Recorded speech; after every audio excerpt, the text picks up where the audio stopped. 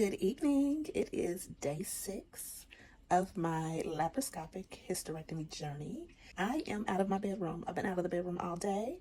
I have not taken a nap. But one thing I wanted to share with you guys, I found the perfect combination of medication that keeps me, for the most part, pain-free all day. So over the last couple of days, I've been dealing with like this discomfort that is in my lower pelvis region, which is where I had the hysterectomy, but it would intensify when I had to urinate. It would almost be like a spasm or a squeeze. And I couldn't figure out like what in the world is going on. So I was worried, is it a bladder infection? And I know with having a hysterectomy and having my ovaries taken out, that there are symptoms that come along with that. I didn't know that I was going to start, if I was starting to have bladder symptoms as a result, or with the whole frequent urination or anything like that. So I was just getting kind of concerned. And I know I had shared with you guys where I had been going to the bathroom quite frequently to do number 2.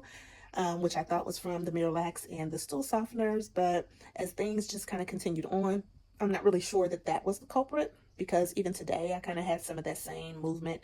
So I'm kind of leaning more to the thought of having a stomach bug or something. I don't know, just kind of curious. I mean, confused, not curious, but just confused as to what's going on there. But anyway, that has slowed down significantly. I still have a lot of gas in my stomach, in my bowels. The gas that was in my chest, where they had blown up my stomach to get to my, uterus to perform the surgery, that has dissipated. I feel like that's no longer an issue, but just in my bowels with a whole lot of like gurgling and movement and noise and gas in my colon area.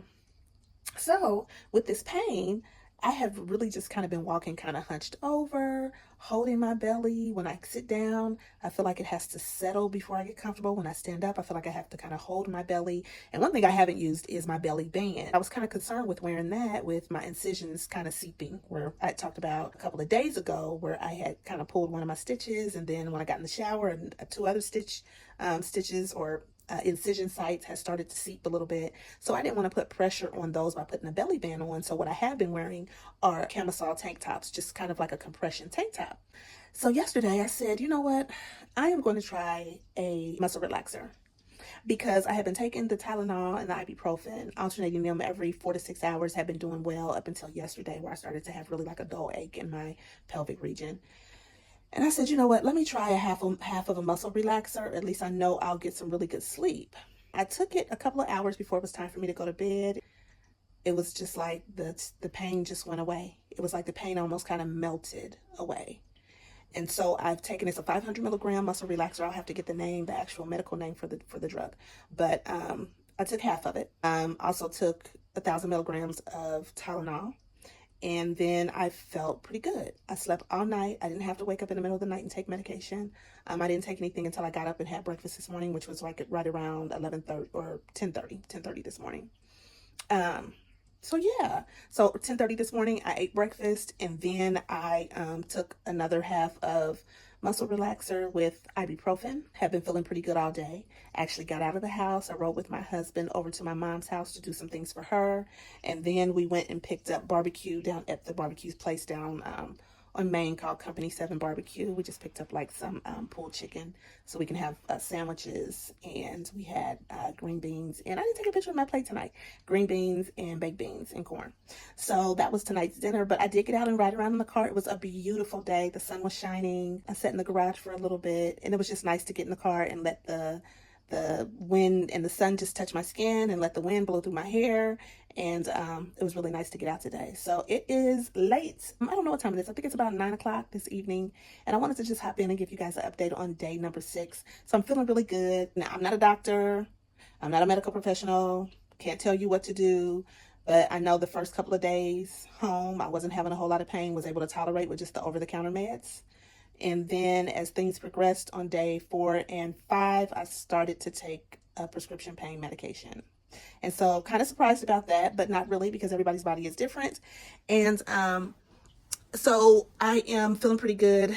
It's been took my last dose at about 4 o'clock. So like I said, it's about 9 now. So I'll probably take some later on this evening at about 10 or 11 o'clock. And right before I get ready to fall off to sleep. maybe eat some peanut butter crackers and take some more medication. I've been really mindful about just making sure I eat when I take medication so my stomach doesn't get upset, because I do have an issue with that. And yeah, but other than that, I've been feeling great. Not a whole lot of problems. I can't complain. I have been having this headache. And it's not even really a headache. It's kind of like every now and then I'll just get a pain that comes across. And I'm just kind of paying attention to that. And it kind of comes on when my pain medication is getting ready to wear off. So I'm just kind of paying attention to that. But other than that, I haven't had any other issues. The hot flashes are a little bit more frequent. They're back. From the time that I had the surgery up until about yesterday evening, I hadn't really had any hot flashes or night sweats. And today I've had to carry my fan around with me in my purse, getting out in and out. And that was my first time, really in a car ride from surgery. And I'm having a hot flash right now, and I don't have my fan or anything with me. So, but it's just like a heat that just overwhelms my body. I don't get the whole sweat on my face. I mean, I do get a little shiny, but not the whole like sweat where you can see, but my underarms are wet, up under my breasts are wet, my back is sweating, and in the creases of my legs are sweating. That's how I have a hot flash. And it comes and then it goes after about 2 minutes. So those are a little bit more frequent. That's all I've really paid attention to or been able to recognize as far as a menopause symptom. That could also be a symptom just from, just trying to recover from having a major surgery. So I am really looking forward to trying and starting at HRT as soon as possible. I am going to reach out to the doctors sometimes next week to see if I can get started sooner than my appointment, which is not until 4 weeks, so I can get it in my system. But, I may have to wait until my 4-week appointment. We'll see what happens with that.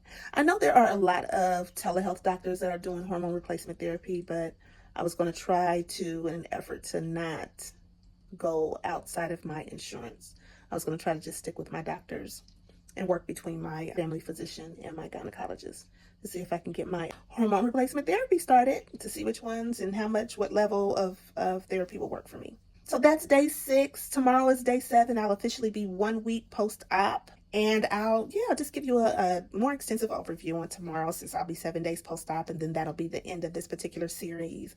And then I'll check in with you guys maybe at about week 2, and then maybe check in with you guys at about 4 weeks.